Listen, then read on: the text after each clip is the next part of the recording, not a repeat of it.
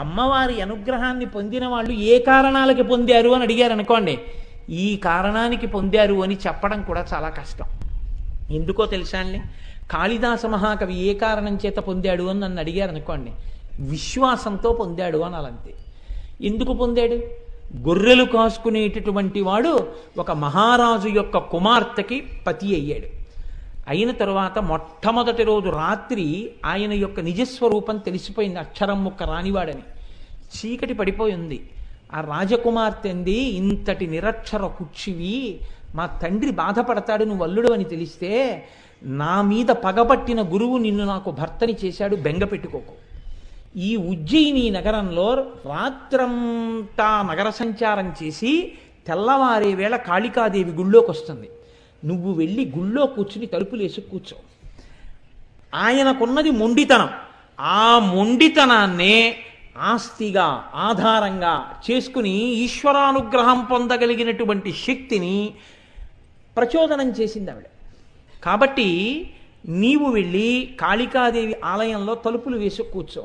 తెల్లవారుతుండగా అమ్మవారు వచ్చేస్తుంది, లోపలికి వెళ్ళిపోవాలి. ఇప్పటికీ వారణాసిలో వారాహి ఎలా తిరుగుతుందో అలా తిరుగుతుంది కాళికాదేవి. లోపలికి వెళ్ళడానికి ఆవిడ తలుపులు తెరుస్తుంది, నువ్వు బిడాయించి కూర్చో. ఎవడు రా లోపల తలుపులు తీ అంటుంది.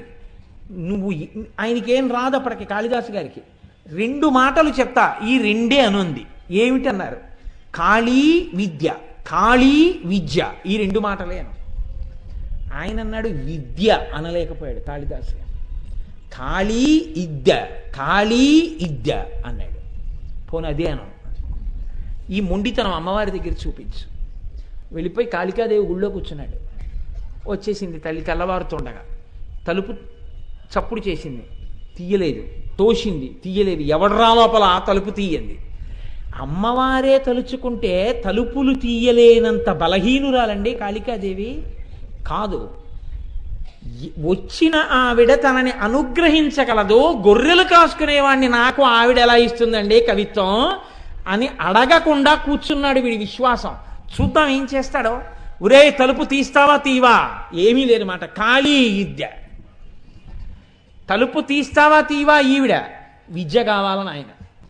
ఆఖరికి ఆవిడ ప్రసన్నురాలైంది. షహబాష్, ఎంత నమ్మకం రా నా మీద అనుకుంది. ఆ నాలుక తలుపు సందులోంచి బయట పెట్టింది. ఇప్పుడు తలుపు కొద్దిగా తీసి విద్య ఇస్తే కానీ తలుపు తీయడనమాట. విద్య లేనివాడు కాబట్టే తలుపు తీసుకోగలదని తెలుసుకోలేకపోయాడు. విద్యలు ఇచ్చిన తల్లి తలుపే తీయలేదా తెలుసుకోలేకపోయాడు. తలుపు నేను వేసేయగలను ఆవిడ రాకుండా. ఈ మొండితనం విశ్వాసంగా మారిపోయింది అమ్మవారి మీద. ఇప్పుడు నాలుకొక్కటే బయటెట్టాడు.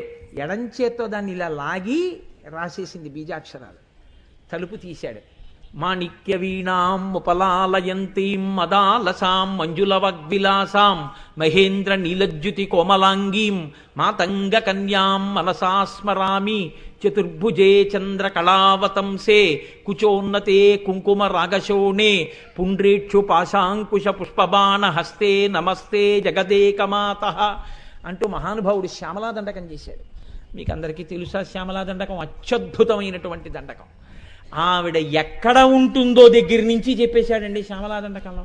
జై జననీ సుధా సముద్రంత హృజన్మ నిద్వీప సంరూఢ బిల్వాటవీ మధ్యకల్పద్రుమాకల్ప కాదంబ కాంతార వాసప్రియే కృత్తి వాసప్రియే సర్వలోకప్రియే సాదరారబ్ధ సంగీత సంభావనా సంభ్రమాలోక నీపస్రగాబద్ధ చూలీచనాధత్రికే సానుమత్పుత్రికే శేఖరీభూత సీతాంశురేఖామయూఖావళీ నగ్ధ స్నిగ్ధ నీలాలక శ్రేణి శృంగారితే లోక సంభావితే కామలీలాధనుస్సన్ని భబ్రోల్లతా పుష్ప సందోహ సందేహ కృణాసికామౌక్తికే చారు గోరోచనా పంక కేళీ లలామాభిరామే సురామే రమే ప్రోల్ల సత్వాలికాముక్తిక శ్రేణికా కుండల నీలికా కుండలో మండితోద్భాసి గండస్థలం యస్త కస్తూరికా పత్రరేఖా సముద్భూత సౌరభ్య సాంద్రీభవన్మంద్ర తాంత్రీశ్వరే భాస్వరే వల్లకీ వాదన ప్రక్రియాలోల తాళీ దశాబద్ధ తాటంక భూషా విశేషాన్వితే సిద్ధ సన్మాన్వితే అని పెద్ద దండకం జరిపి సర్వమంత్రాత్మికే సర్వయంత్రాత్మికే సర్వచక్రాత్మికే పాహిమాం పాహిమాం పాహిమాం దేవి తుభ్యం నమో దేవి తుభ్యం నమో దేవి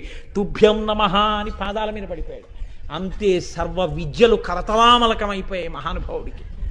ఇప్పుడు అమ్మవారి అనుగ్రహం అంటే ఏమిటో చూపించాడు. ఆయన దంతపంక్తిలో ఒకడైపోయాడంతే అమ్మవారి అనుగ్రహంతో. ఇప్పుడు చెప్పండి, కాళిదాసు గారు అమ్మవారి అంతటి మహాజ్ఞాని కావడానికి ఏమి అర్హత కలిగిన వాడు అని మీరు నన్ను అడిగారనుకోండి, నేనేం చెప్పవలసి ఉంటుంది మీకు? విశ్వాసమే. భక్తితో కూడిన కర్మాచరణము ఆ స్థాయికి వెళ్ళిపోయిందంతే. ఆ రోజులలో ఆశ్చర్యం అండి, ఆయన పేరే కాళిదాసు అయిపోయిందంతే, ఇంకో పేరు లేదు ఆయనకి, ఆయన పేరే కాళిదాసు. మహానుభావుడు ఉజ్జయిని రాజ్యంలోకి వెళ్ళి ధారానగరానికి వెళ్ళారు, భోజరాజు గారు పరిపాలిస్తున్న చోటికి. భోజరాజు గారి ఆస్థానంలో ఏకసంతాగ్రాహి, ద్విసంతాగ్రాహి, త్రిసంతాగ్రాహి అని ముగ్గురు ఉండేవారు. ఒక్క మాట పద్యం చెప్తే ఏకసంతాగ్రాహి గ్రహించి చదివేస్తాడు. చెప్పిన ఆయన ఏకసంతాగ్రాహి చదివితే 2 మాటలు విని ద్విసంతాగ్రాహి చదువుతాడు. ద్విసంతాగ్రాహి ఏకసంతాగ్రాహి చదివిన వాడిది విని త్రిసంతాగ్రాహి చదువుతాడు. వీళ్ళు ముగ్గురు చదివి అంటారు, వాడి సొంత కవిత్వం కాదు మహాప్రభో, ఎక్కడో ఉన్నదే వీడు చదివాడంటారు. రాజు శిక్ష వేసి పంపిస్తుండేవాడు. ఏ కవిని భోజరాజు దగ్గరికి రానిచ్చేవారు కాదు.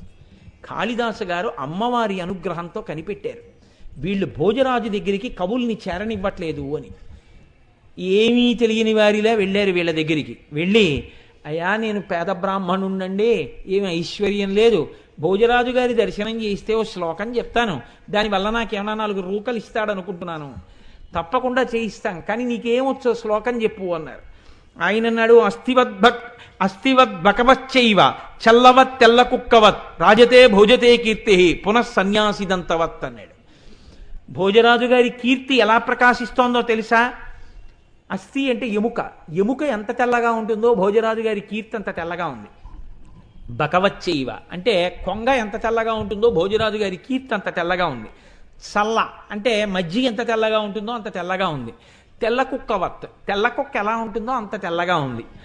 రాజతే భోజతే కీర్తి పునఃసన్యాసిదంతవత్, సన్యాసి దంతాలు ఎంత తెల్లగా ఉంటాయో అంత తెల్లగా ఆయన కీర్తి ఉంది. దానికి వివరణ మాత్రం నన్ను అడక్కండి, లేనిపోని గొడవ. కాబట్టి పునఃసన్యాసిదంతవత్, సన్యాసిదంతాలంత తెల్లగా ఆయన కీర్తి ప్రకాశిస్తోంది అన్నారు. ఇప్పుడు ఈ శ్లోకం విని వీళ్ళు అనుకున్నారు, ఇంత చేతకాని కవులున్నారు లోకంలో అనుకుంటాడు రాజు, వీడిని తీసుకెడదాం అనుకున్నారు.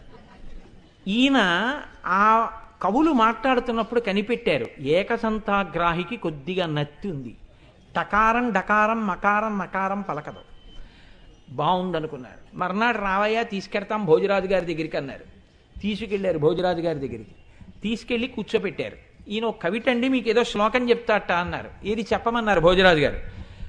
ఏకసంతాగ్రాహి తిరిగి చెప్పే అవకాశం లేని పద్యం చెప్పాలి, అటువంటి శ్లోకం చెప్తే నత్తున్నవాడు మళ్ళీ పలకలేడు.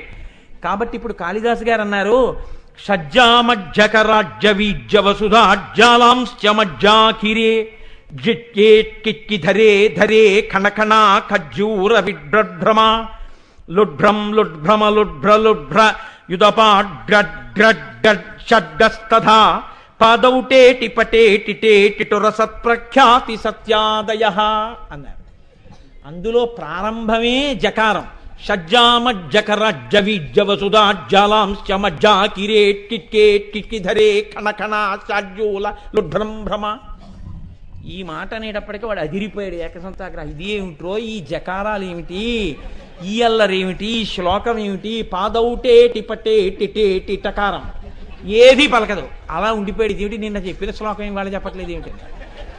ఇప్పుడు ఇది వినగానే భోజరాజు గారు తూర్పు దిక్కుకున్నవారు ఠక్కని దక్షిణానికి తిరిగారు. ఇలాంటివి ఇంకొక 3 శ్లోకాలు చెప్పారు. 3 దిక్కులు తిరిగి 4 దిక్కుల రాజ్యం నీకు ధారపోసేస్తున్నానన్నారు. ఇప్పుడు ఆయన తన ప్రజ్ఞ చెప్పాడు. మహారాజశ్రీమన్ జగతి యశసా తే ధవళితే పయఃపారావారం పరమ పురుషోయం మృగజతే కపర్దీ కైలాసం కరివరమ భౌమం కులిశభృత్ కళానాథం రాహు కమల భవనో హంసమధునా అన్నారు. మహారాజా, మీ కీర్తి ఎంత తెల్లగా ప్రకాశిస్తోందో తెలుసా? నీ కీర్తి విపరీతమైన తెల్లతనంతో ప్రకాశించేయడం వల్ల బ్రహ్మగారికి తన హంసవాహనం కనపడడం మానేసింది, వెతుక్కుంటున్నాడు, తెలుపులో కలిసిపోయింది.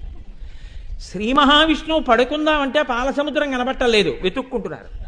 పరమశివుడు తన ఇంటికి తాను ఎడదామంటే కైలాస పర్వతం కనబట్టలేదు, వెతుక్కుంటున్నాడు.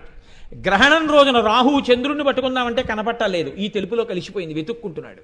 నీ తెలుపు వాళ్ళ త్రిలోకాధిపతుల యొక్క స్థావరాలు కనబడకుండా చేసేసింది, అంత తెల్లతనంతో ప్రకాశిస్తోంది నీ కీర్తి అన్నారు. అనేటప్పటికీ పరమ సంతోషపడిపోయి అప్పుడు కాళిదాసు గారు వీళ్ళ ముగ్గురి యొక్క ఆగడములను బయటపెట్టారు. ఆ అప్పుడు వీళ్ళ ముగ్గురిని సంస్థానంలోంచి బయటికి పంపించి కాళిదాసు గారిని తీసుకొచ్చి ఆస్థాన కవిగా వేశాక ఎందరో కవులకు భోజరాజు దర్శనం చేయించారు మహానుభావుడు. అమ్మవారి అనుగ్రహంతో అవతల వారి మనస్సులో ఉన్నటువంటి విషయాలను గ్రహించి చెప్పగలిగిన శక్తి ఉండేది కాళిదాసు గారికి. ఆయన వినక్కర్లేదు.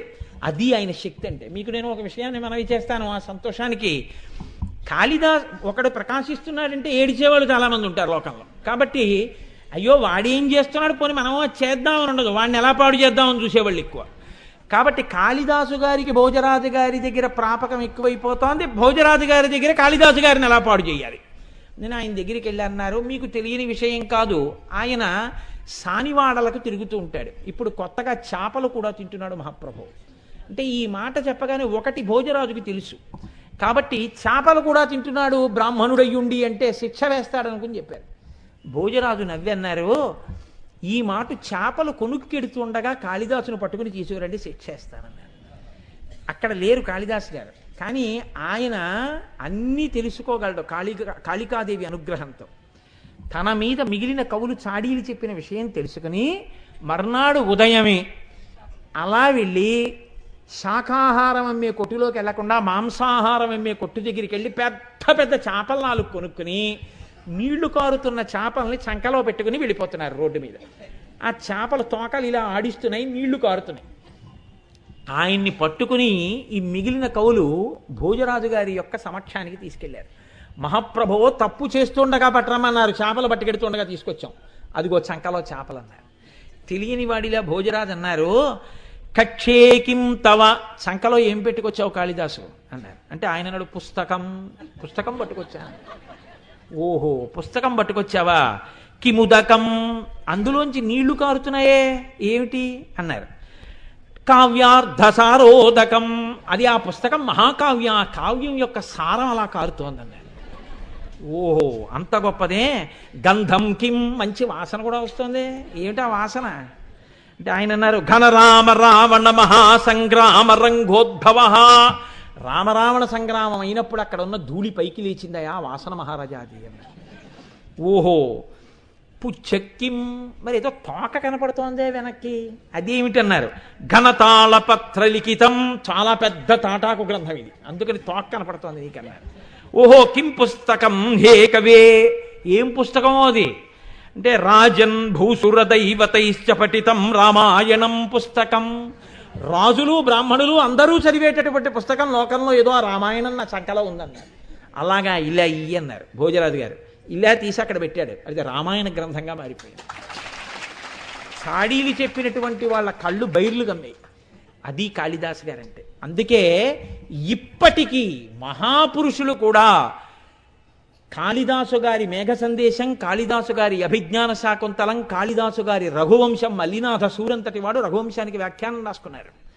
కాబట్టి ఆ మహాపురుషుడు చెప్పినటువంటి మాటల్ని ఇప్పటికీ కూడా అన్వయం చేస్తారు. చంద్రశేఖర పరమాచార్య స్వామి వంటి మహాపురుషుడు కూడా కాళిదాసు గారు చెప్పినటువంటి విషయాల్ని ఎన్నింటినో తన అనుగ్రహ భాషణాల్లోకి అన్వయం చేసేవారు. అంతటి మహాకవి అయి ప్రకాశించారంటే ఆయన నోటి వెంట వచ్చినది సత్యమైపోయేది. ఆఖరణ అదే భోజరాజు గారి మరణానికి కారణమైంది, మళ్ళీ భోజరాజు గారిని పుట్టించడానికి కారణమైంది, ఆఖరికి ఇద్దరు చంపూరామాయణం విని తరించడానికి కారణమైంది. కాబట్టి అటువంటి కాళిదాసు గారు లోకంలో ఆవిర్భవించారంటే అమ్మవారి దంత పంక్తి, అది ఆవిడ యొక్క అనుగ్రహం.